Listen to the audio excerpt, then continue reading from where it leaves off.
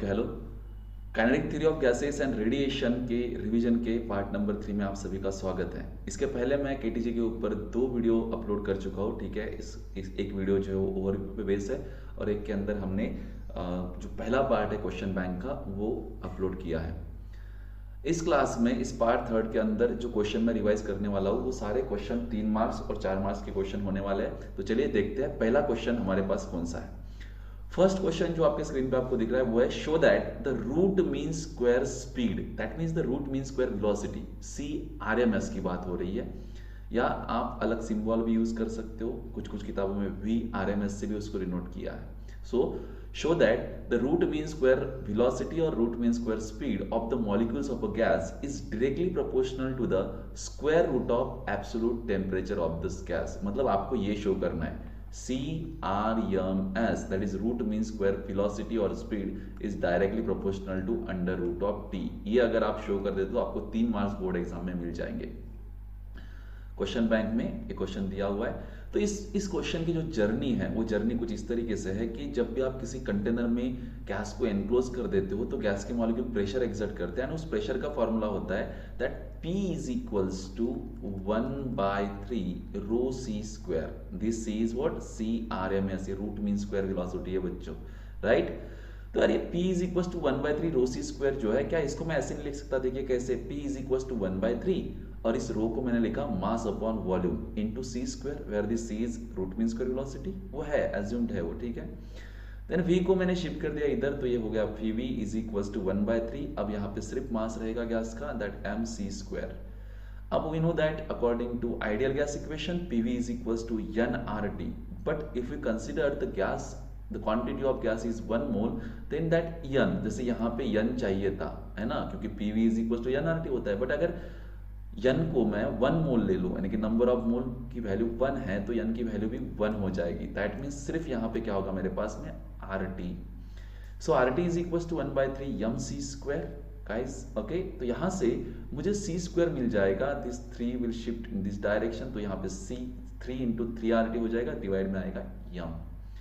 c square है तो यहाँ पे सिर्फ c चाहिए, तो ये अंडर रूट हो जाएगा, under root 3RT upon m। तो यहाँ से आप बता सकते हो कि root mean square velocity and this c is directly proportional to what? Under root of t। ये आपको मिल जाएगा।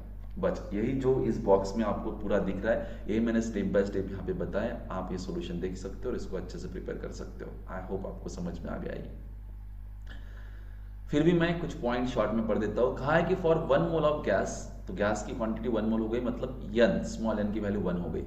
For 1 mole of gas according to the kinetic theory of the pressure exerted by the gas is given by P is equals to 1/3 m/v c square. Equation number 1, m mass है, v volume है, c root mean square velocity है, ठीक है।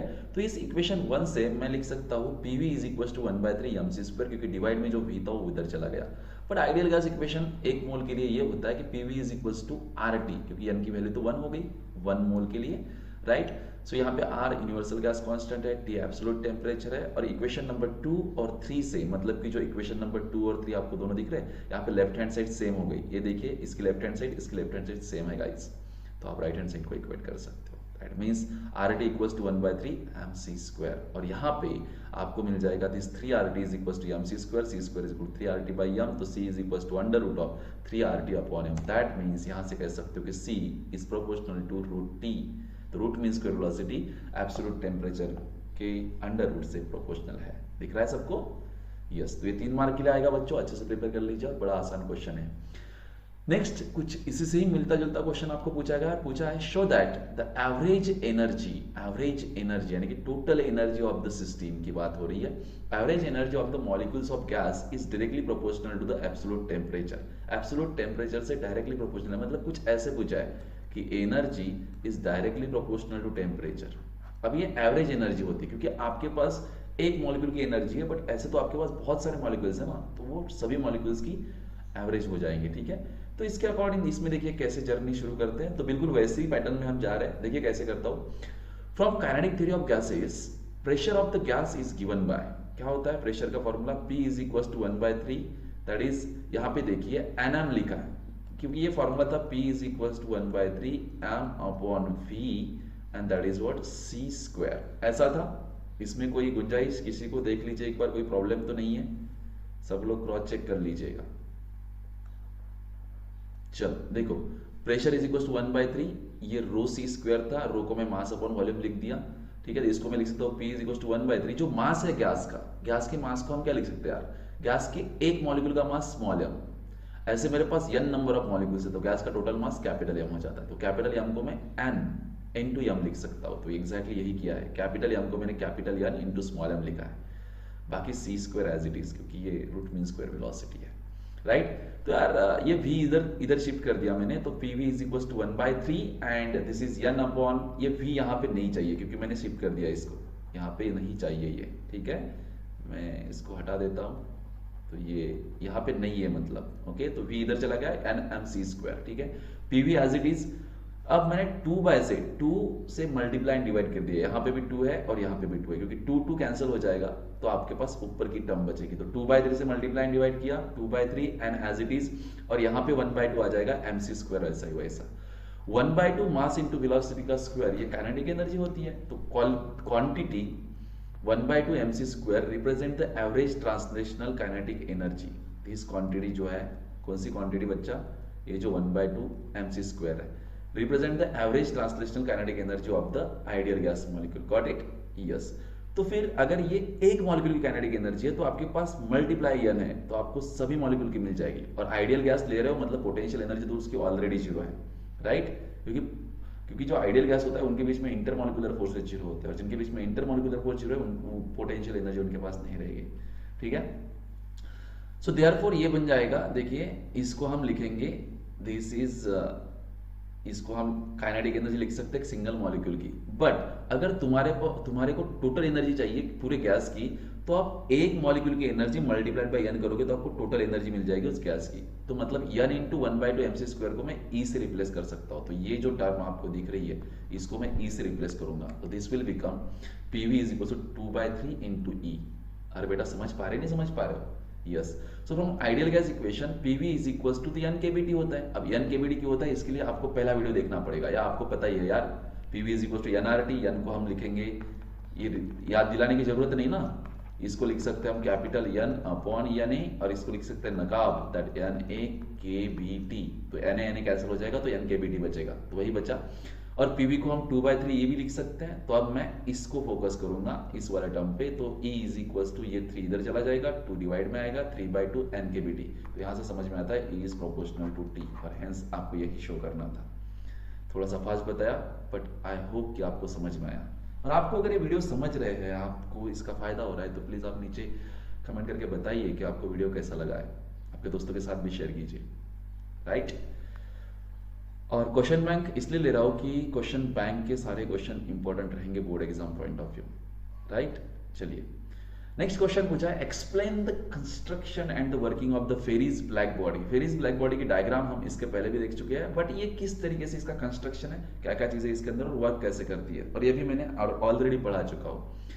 इस notes में मैंने इसका जवाब भी दिया हुआ है पूरा। तो सबसे पहले तो आप डायग्राम बनाएंगे फेरिस ब्लैक बॉडी की। इसके अंदर क्या होता है, देखिए डबल वॉल्ड स्पीयर होता है, डबल वॉल्ड हॉलो स्पीयर होता है, ठीक है। ये दोनों वॉल जो है इनके बीच में दिस इज इवैक्यूएटेड स्पेस, क्योंकि कंडक्शन कन्वेंशन किसी के थ्रू हीट लॉस यहाँ पे ना हो, ठीक है। So it is the double walled hollow sphere with very fine hole through which the incident radiation goes inside that sphere, okay। यहाँ पे कोनिकल प्रोजेक्शन होता है जो नॉर्मल इंसिडेंस को अवॉइड करता है, क्योंकि अगर इंसिडेंट रेडिएशन सीधा आएगा और यहाँ पे ये कोनिकल प्रोजेक्शन नहीं होगा तो ये सीधा वापस चला जाता था, और हम ऐसा नहीं चाहते। फिर नंबर ऑफ यहाँ पे रिफ्लेक्शन होंगे और पूरी जो हीट है एब्जॉर्ब की जाएगी। क्यों? क्योंकि इनर सरफेस पे मैंने लैम्प ब्लैक लगाया हुआ है, आउटर सरफेस भले ही पॉलिश है लेकिन इनर सरफेस पे ब्लैक बॉडी है और वो एब्जॉर्ब कर लेती है उसको। जिस तरीके का कंस्ट्रक्शन, डायग्राम याद कर लीजिएगा क्या क्या बताना है। Double wall hollow sphere, silver polish surface, conical projection ये यहाँ पे है, ठीक है। Surface coated with the lamp black, ये अंदर से लैम्प ब्लैक लगा हुआ है। ये जो बीच वाला स्पेस है ये इवैक्यूएटेड स्पेस है, क्योंकि बीच में कुछ नहीं होना चाहिए, हीट लॉस नहीं चाहते, ठीक है। ये इंसिडेंट रेडिएशन इधर से, ये छोटा सा होल जिसको आप एपर्चर कहोगे, ऐसी डायग्राम आपको बनानी है। देन देखिए कंस्ट्रक्शन में it consist of double walled hollow sphere with a small hole, ठीक है। फर्स्ट पॉइंट यहाँ पे दिया हुआ है, perfectly black body can be realised in practice by an arrangement as shown in figure. It consist of double walled hollow sphere with small hole The outer surface of the sphere is polished and the inner surface is coated with the lamp black. There is a conical projection opposite to the hole. I hope आप समझ पा रहे हो. The space between two walls is evacuated, मतलब कि उसको vacuum create किया उसके अंदर to avoid the loss of heat by conduction and convection. Working कैसे होती है?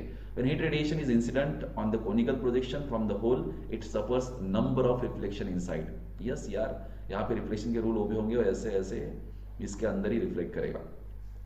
During each reflection near about 96% heat get absorb, क्योंकि वो जो मटेरियल है वो लैम्प ब्लैक है, वो ब्लैक बॉडी है और जितना रेडिएशन उसके ऊपर इंसिडेंट होगा वो ऑलमोस्ट पूरा एब्सॉर्ब कर लेगी. तो जितना इंसिडेंट होगा उसमें का 96% एब्सॉर्ब करती है वो, क्योंकि उसका कोएफिशिएंट ऑफ एब्सॉर्प्शन 0.96 है लैम्प ब्लैक के लिए.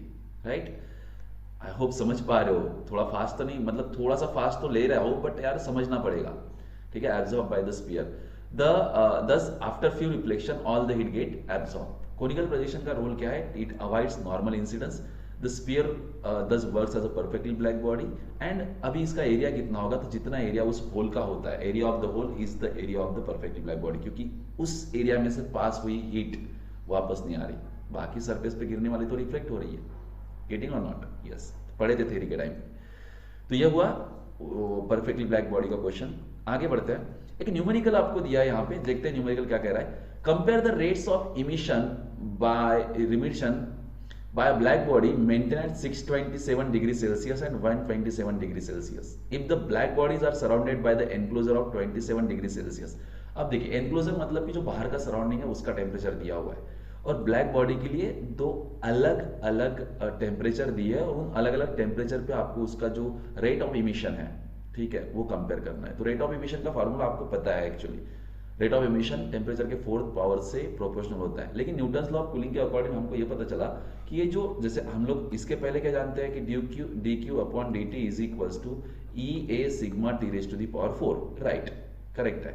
ब्लैक बॉडी होगी तो dq upon dt is equals to A sigma T raise to the power 4. Right, ये हमको पता है. बट अगर हमारे पास सराउंडिंग का भी टेम्परेचर दिया हुआ है तो this rate of loss of heat is depends upon the temperature difference.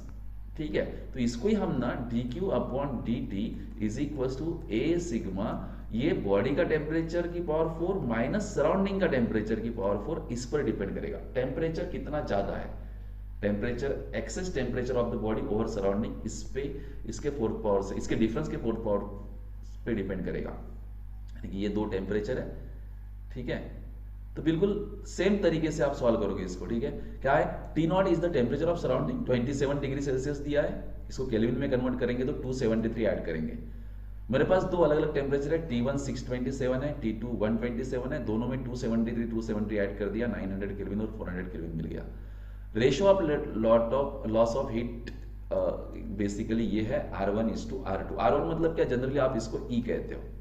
ठीक है ना, तो ये रेशियो कहेंगे हम that R is equals to dq upon dt. तो ये फॉर्मूला तो पता ही है यार, E सिग्मा ये टेम्परेचर डिफरेंस यूज करेंगे तो T raise to the power 4 minus T0 raise to the power 4. Got it? ये सराउंडिंग है. लेकिन मेरे पास दो केसेस है. क्या? Ratio 1 dq upon dt first case के लिए E सिग्मा ये T1 raise to the power 4 minus T0 raise to the power 4, और रेशियो 2 क्या हो जाएगा? dq बाय dt, ये रेशियो रेट सेकंड नंबर का जब टेम्परेचर T2 है बॉडी का, T0 तो है ही. बस दोनों को रेशियो ले लेंगे तो आपको जो सिमिलर चीजें है वो कैंसिल हो जाएगी. सारी वैल्यू पुट कर दीजिए, कैलकुलेट कर दीजिए, आपको आंसर मिल जाएगा ये वाला.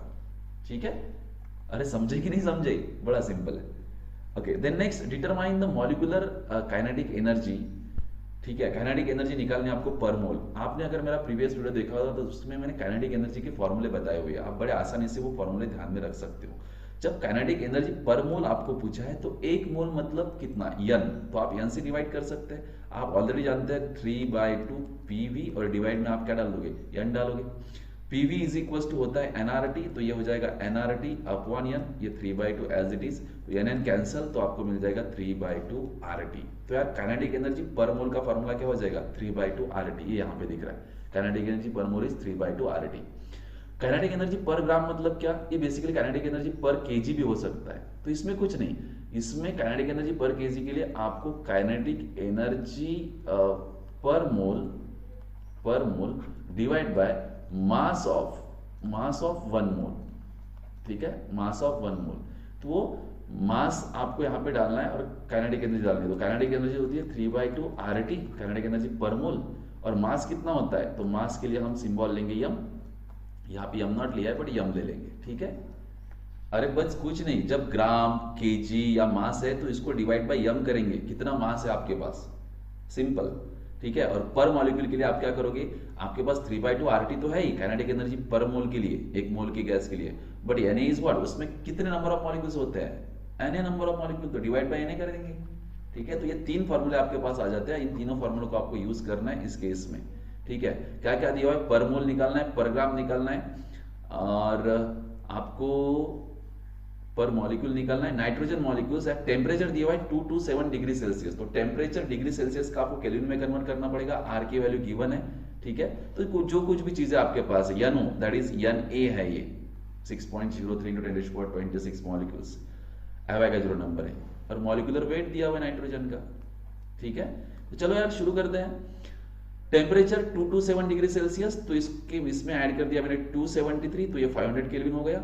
मास मेरे पास 28 ग्राम दिया हुआ है, इसको केजी में कन्वर्ट कर लिया। अब आपको काइनेटिक एनर्जी पर केजी नहीं पूछी है, पर ग्राम पूछी है, तो आप जब पुट करोगे ना मास को, तब ग्राम में पुट करना, ठीक है। और आर दिया हुआ है आपको, ये एवोगाड्रो नंबर तो ये होता ही है।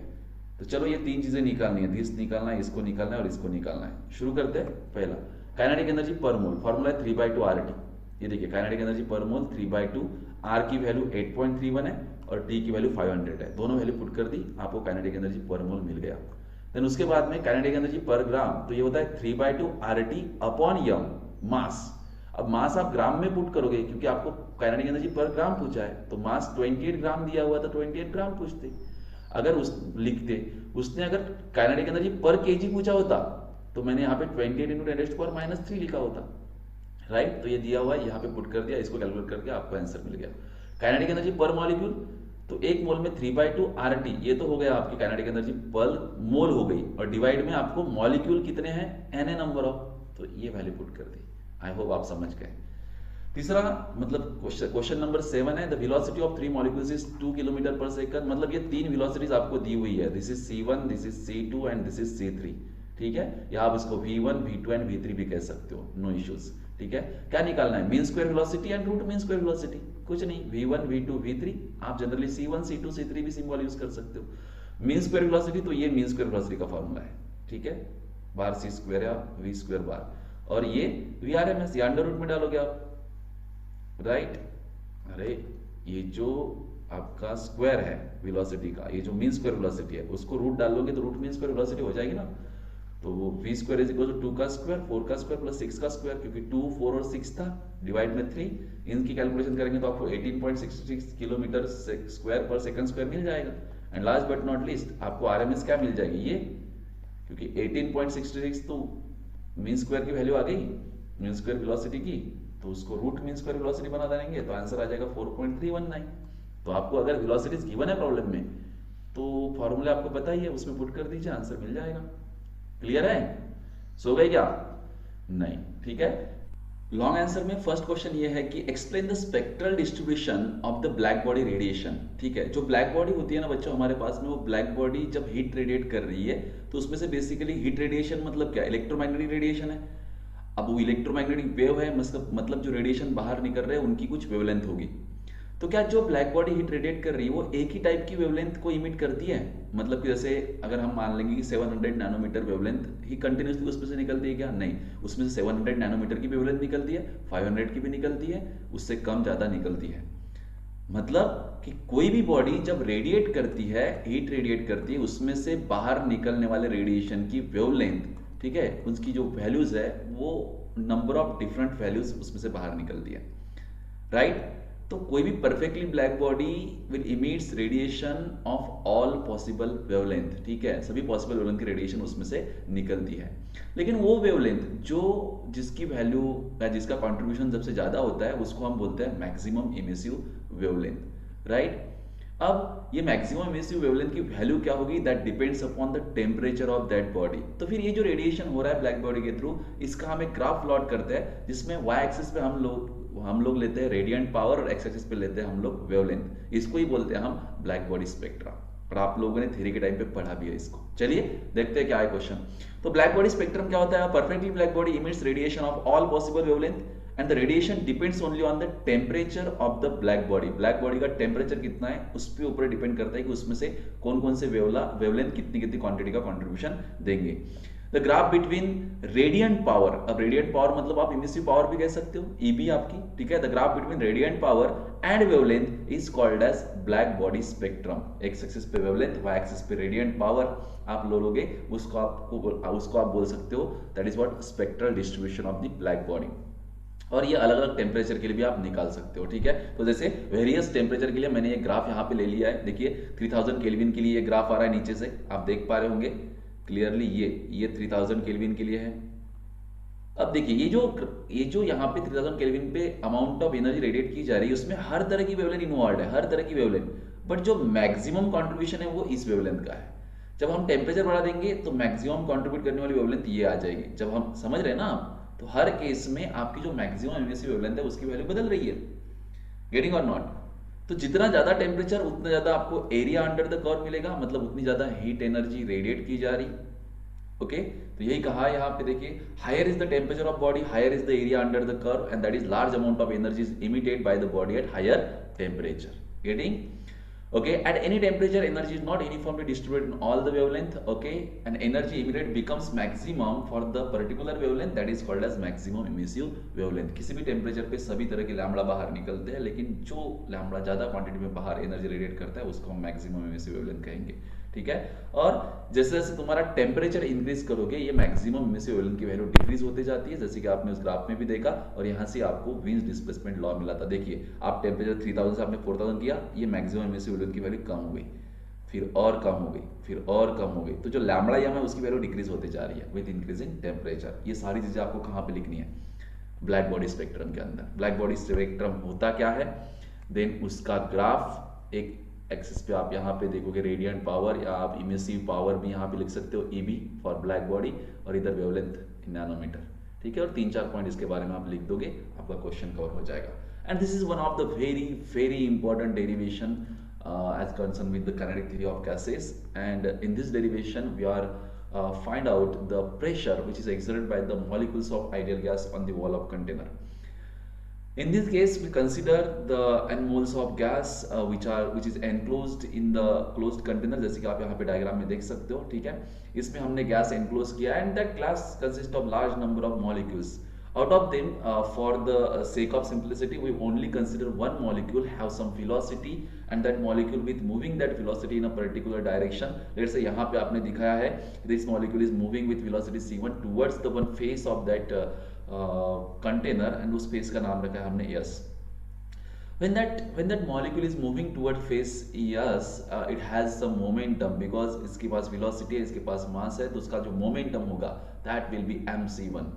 And when that molecule moves toward face S at certain time, after some time, that molecule will collide with the face S and return back with the negative velocity. That means its momentum will get changed. तो उसका momentum अलग हो जाएगा. That means its momentum change. तो इसका जो change in momentum है, मतलब इसने कुछ momentum loss किया होगा, that momentum will gain by that wall. उस wall ने momentum लिया है. अब अगर हम उस मोमेंटम का रेट ऑफ चेंज निकालेंगे तो हमको फोर्स मिलेगा, ऐसे सभी मॉलिक्यूल का फोर्स निकालेंगे हमको टोटल फोर्स मिलेगा उस एस पे, और उस फोर्स को अगर हम टोटल फोर्स को हम डिवाइड करेंगे उस फेस के एरिया से तो हमको प्रेशर मिल जाएगा। तो बड़ा सिंप्लीफाइड डेरिवेशन है, बस थोड़ा सा लेंदी है, आप स्टेप बाय स्टेप जाओगे तो आसानी से कर पा सकते हो, ठीक है। डायग्राम अच्छे से प्रिपेयर कर लीजिए। यहाँ पे थोड़े से अजम्पशन हमने करे हुए हैं, जैसे कि यहाँ पे बहुत सारे गैस के मॉलिक्यूल्स होंगे, तो हमने अज्यूम किया है कि उसमें के 1/3 मॉलिक्यूल y एक्सिस के अलॉन्ग जा रहे हैं, 1/3 x एक्सिस के अलॉन्ग जा रहे हैं, और 1/3 z एक्सिस के अलॉन्ग जा रहे हैं। अगर कुछ मॉलिक्यूल किसी दूसरे डायरेक्शन में भी जा रहे होंगे तो भी उनको रिजॉल्व करके हम इन तीनों एक्सिस के कंपोनेंट उसके निकाल सकते हैं, राइट। तो बिल्कुल consider an ideal gas enclose in a cubical container as shown in figure, यहाँ पे दिख रहा है। Let L be the length of each side of that cube.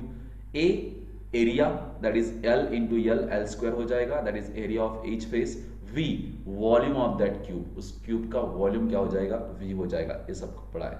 Small m एक सिंगल गैस मॉलिक्यूल का मास होता है, N total number of gas molecules, capital M that is mass of the gas. अब गैस का मास कितना होगा?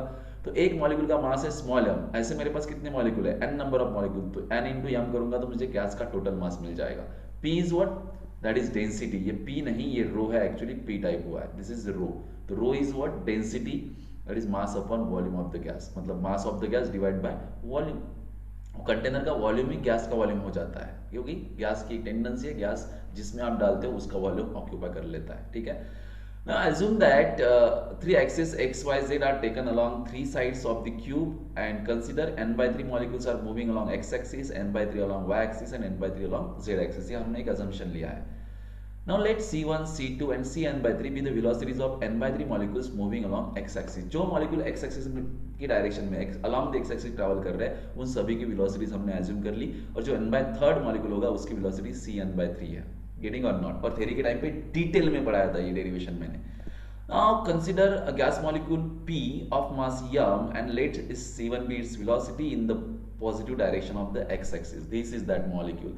This molecule is moving toward phase S with velocity c1। This is positive direction of the x axis, इधर जा रहा है, वो travel कर रहा है। ओके, तो इनिशियल मोमेंटम उसका क्या हो जाएगा mc1। Initial momentum P is mc1 मास, और इसकी इनिशियल वेलोसिटी c1 थी। But this molecule P will collide with phase S, then molecule P will return back with velocity minus c1। Bounce back होगा, वापस आएगा वो, तो उसकी वेलोसिटी नेगेटिव हो जाएगी, माइनस c1 हो जाएगी, तो फाइनल मोमेंटम क्या हो जाएगा माइनस mc1, नेगेटिव साइन से मल्टीप्लाई हो जाएगा भाई। तो इसका मतलब आप चेंज इन मोमेंटम आप निकाल सकते हो, चेंज इन मोमेंटम आप निकाल सकते हो। अब चेंज इन मोमेंटम क्या हो जाएगा, that change in momentum is equal to final momentum minus initial momentum. अब फाइनल मोमेंटम क्या है आपका माइनस mc1, इनिशियल मोमेंटम क्या है आपका mc1, माइनस साइन तो ये वाला है, ये कुछ सीन समझे क्या, ये है आपका फाइनल मोमेंटम माइनस mc1, ये फिर आपको ये माइनस एज इट इज लेना पड़ेगा, और इनिशियल मोमेंटम है आपका mc1, तो ये लिख दिया, तो minus 2 mc1 is the change in momentum of that particle p, right. So this molecule p loses its momentum and the face S will gain that momentum. Okay, तो p का जो चेंज आ रहा है वो बेसिकली उसका loss in momentum है, और जितना मोमेंटम वो लॉस करेगा उतना ही वो फेस यस गेन करेगा, उसको मिलेगा। जैसे कैरम के स्ट्राइकर का होता है, जब आप कैरम के स्ट्राइकर को छोड़ते हो और वो टकराता है किसी कैरम के गोटी के साथ में, तो that will get momentum and this striker will loss that moment, loss its some momentum, ठीक है। तो सेम चीज यहाँ पे हुई, जब मॉलिक्यूल जा रहा है तो ये दीवार के साथ टकरा के फिर से वापस आ रहा है, तो ये लूज करेगा मोमेंटम, और ये दीवार जो है गेन करेगी मोमेंटम को, वही हुआ है। So thus molecule P loses its momentum and phase S gains this momentum. So change in momentum of phase S क्या हो जाएगा प्लस 2 mc1, क्योंकि इसने लॉस किया है इसलिए माइनस, बट उस फेस ने ये गेन किया है इसलिए ये प्लस हो जाएगा, ठीक है। ये बड़ा IMP डेरिवेशन है, करके जाना, ठीक है। नाउ अब हमने क्या किया, ये आपका फेस S था और ये ऐसे टकराया, यहाँ पे टकराने के बाद फिर वापस आएगा, तो इधर सामने भी एक फेस है दूसरा, इसको टकराएगा और फिर वापस जाएगा, फिर फेस एस को टकराएगा, तो ये दो सक्सेसिव कोलिजन हुए फेस एस के साथ में, राइट। और हमने देखो, तुम बोलेगे सर बीच में किसी के साथ टकराता नहीं क्या, नहीं, बीच में हमने किसी भी गैस के मॉलिक्यूल को नहीं कंसीडर किया, सिर्फ अकेला मॉलिक्यूल है हमारे पास, ठीक है, मॉलिक्यूल है। तो इन दो सक्सेसिव कोलिजन के बीच में इसने डिस्टेंस कितना ट्रैवल किया होगा, तो डिस्टेंस ट्रैवल किया होगा, देखिए पहला कोलिजन हुआ, फिर गया यल डिस्टेंस, फिर वापस आया और यल डिस्टेंस, तो 2 यल डिस्टेंस उसने ट्रैवल किया। The distance traveled by molecule P between two successive collision with phase S is 2L। भाई समझाया है, और यहाँ पे बहुत फास्ट वे से रिवाइज कर रहा हूँ ताकि ज्यादा टाइम आपका कंज्यूम ना हो। Then time interval between two successive collision, time interval तो निकालना पड़ेगा, तो टाइम का फार्मूला है distance upon speed, because it is already speed is equal to distance upon time. अरे यार, जो स्पीड होती है वो डिस्टेंस अपॉन टाइम होती नहीं होती है, होती है, तो टाइम इज इक्वल टू क्या मिल जाएगा, डिस्टेंस अपॉन स्पीड, यही लिखा है। डिस्टेंस कितना है ट्वाइस एल, और स्पीड की मैग्नीट्यूड कितनी थी c1, गेटिंग और नॉट, यस, तो पुट कर दी, ये आपका हो गया टाइम।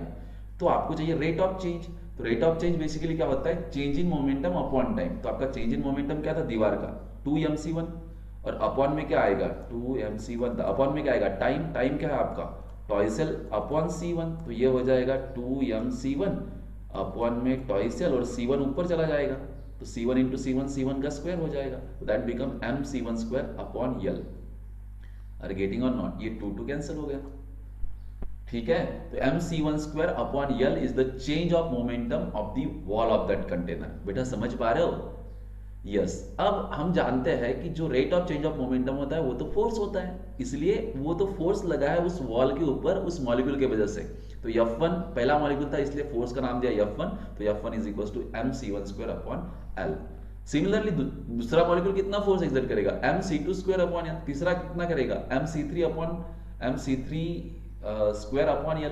ऐसे करते करते n/3 नंबर का जो मॉलिक्यूल है वो फोर्स एक्सर्ट करेगा mcn/3 स्क्वायर अपॉन L। तो ऐसे सभी मॉलिक्यूल के फोर्स को अगर सम करेंगे तो आपको नेट फोर्स मिलेगा जो उस गैस के मॉलिक्यूल एक्सर्ट कर रहे हैं फेस यस पे। तो नेट फोर्स आपको मिलेगा सबके एडिशन। यहाँ पे थोड़ा सा जुगाड़ किया है, एडजस्टमेंट की है, m/L को बाहर निकाला और अंदर रहा c1 square plus c2 square plus cn/3 square, और इसके डिवाइड में n/3 दे दिया, लेकिन इसको तो कैंसिल करने के लिए इधर मल्टीप्लाई में दे दिया। तो ये और ये अगर कैंसिल कर हो जाता है तो आपको ऊपर वाली स्टेप ही मिल जाएगी। अब इसको आप जानते हो, this is bar c square, mean square velocity, तो इसको हम मीन स्क्वायर वेलोसिटी कहते हैं। But we know that our CRMS जो होता है that is square root of mean square velocity.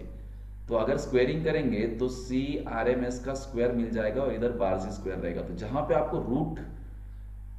आपको मीन स्क्वायर वेलोसिटी का स्क्वायर मिल रहा है, ये मीन स्क्वायर वेलोसिटी है, सॉरी मीन स्क्वायर वेलोसिटी मिल रही है, उसको ही आप रूट मीन स्क्वायर वेलोसिटी का स्क्वायर कह सकते हो। तो देखिए यहाँ पे वही किया है।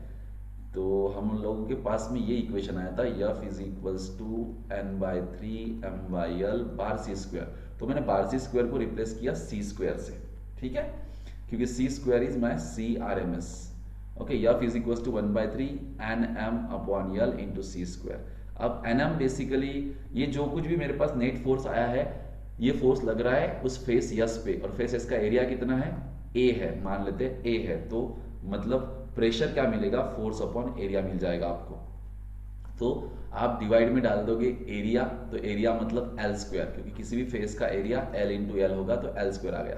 अब ये L स्क्वायर और ये L, ये एक्चुअली ऐसे होगा ना 1/3 nm/L c square upon L square. तो L स्क्वायर इंटू L कितना होगा, L क्यूब, और L क्यूब को आप क्या लिखते हो, वॉल्यूम। तो आपको मिलेगा P is equal to 1/3 nm/V, क्योंकि L क्यूब को भी लिखते हैं c स्क्वायर। nm मतलब total mass of the gas upon v c square, और मास अपॉन वॉल्यूम मतलब कि रो। तो ये हो जाएगा P is equal to 1/3 rho c square. This is the final formula for the pressure which is exerted by the ideal gas on the wall of container. Getting or not? तो ये आपको final मिला, formula मिला उसका। तो बड़ा derivation लग रहा होगा आपको, लेकिन सिंपल है, इसको प्रिपेयर करके जाना है एग्जाम के लिए, ठीक है। चलिए, kinetic theory of gases and radiation का last question, and that is Mayer's relation. Mayer's relation जब आप पढ़ रहे हो ना, तो मेयर्स रिलेशन के अंदर दो अलग अलग केसेस हमको स्टडी करनी पड़ती है, और इसके अंदर स्पेसिफिक हीट कैपेसिटी का और थर्मोडायनामिक्स के लॉ का रोल आता है। तो फर्स्ट लॉ ऑफ थर्मोडायनामिक्स आपको पता होना चाहिए, और दूसरा स्पेसिफिक हीट कैपेसिटी की जो होती है उसका एक रूल है, Q is equal to mc/dt। मतलब आप अमाउंट ऑफ हीट प्रोवाइड करोगे किसी सिस्टम को जिससे उसका टेम्परेचर dt से चेंज हो जाएगा, ओके। और कितना टेम्परेचर चेंज होगा ये और दो पैरामीटर पे डिपेंड करता है, C और M। तो ये सारी चीजें है। तो मेयर्स रिलेशन में क्या होता है, एक बार हम एक सिलेंडर कंसिडर करते हैं, मैं बता देता हूँ। मेयर्स रिलेशन होता है that is CV minus CP is equal to R, ये डिराइव करना है। तो इसमें CV क्या होता है, this is molar specific heat capacity at constant volume, and this is molar specific heat capacity at constant pressure, और R जो है आपका यूनिवर्सल गैस कांस्टेंट होता है। क्या कहा है, consider 1 mole of ideal gas. 1 मोल का मतलब हो गया कि आपके पास N या फिर M की वैल्यू 1 हो गई, ठीक है। ये जो है ना, ये M 1 हो जाएगा आपके पास। So consider 1 mole of ideal gas that is enclose in a cylinder by light frictionless air tight piston, ठीक है। Let P, V and T be the pressure, volume, temperature respectively of the gas. तो ये मेरे पास एक piston cylinder arrangement है, इसके अंदर मैंने गैस कंसिडर किया हुआ है। इसके अंदर क्या कंसिडर, गैस, इसका कुछ प्रेशर है, कुछ वॉल्यूम है, कुछ टेम्परेचर है, ठीक है। अब अगर आप इसको कुछ हीट प्रोवाइड करोगे, लेट से मैंने dQ1 अमाउंट ऑफ हीट इसको प्रोवाइड की, बट ध्यान रहे कि मैं यहाँ पे इस पिस्टन को टाइट करके रखा हूँ, इस पिस्टन को मैं मूव नहीं होने दूंगा, तो ये पिस्टन शिफ्ट नहीं होगा। शिफ्ट नहीं होगा मतलब कुछ वर्क नहीं होगा, तो that work done will be what, 0 रहेगा यहाँ पे इस केस में, क्योंकि वॉल्यूम कांस्टेंट रह रहा है, वॉल्यूम चेंज नहीं हो रहा है। तो जितनी अमाउंट ऑफ हीट आप दोगे उससे सिर्फ क्या होगा, उससे सिर्फ उस सिस्टम की इंटरनल एनर्जी बढ़ेगी। Generally first law of thermodynamics क्या बोलता है, वो बोलता है कि जितनी हीट आप दोगे उससे आपकी इंटरनल एनर्जी में चेंज आएगा और कुछ वर्क होगा। लेकिन मेरे इस केस में वर्क डन की वैल्यू तो 0 है, सिर्फ मैंने जो एनर्जी दी है वो किस में कन्वर्ट हो जाएगी, इंटरनल एनर्जी चेंज करने में रिस्पॉन्सिबल होगी, ठीक है। So if the gas is heated so that its temperature rises by dt, temperature तो उसका राइज हो जाएगा। But the volume remains constant, क्योंकि फर्स्ट केस में मैंने वॉल्यूम को कांस्टेंट रखा है, मैं चाहता हूं कि वॉल्यूम कांस्टेंट रहे, then the amount of it is supplied to the gas is dQ1 if the amount of it dQ1 supplied की है is used to increase the internal energy d. तो वो किसके लिए यूज की जाएगी? इंटरनल एनर्जी को इंक्रीज करने के लिए, डी को बढ़ाने के लिए। आप DU भी लिख सकते हो, उसको क्या लिख सकते हैं? DU। Since volume of gas is constant no work is done, तो वॉल्यूम कांस्टेंट है, पिस्टन ऊपर नहीं मूव हो रहा है, इसलिए इस वर्क डन को मैंने 0 लिया। ठीक है, so no work is done on the piston, तो पिस्टन मूव नहीं होगा।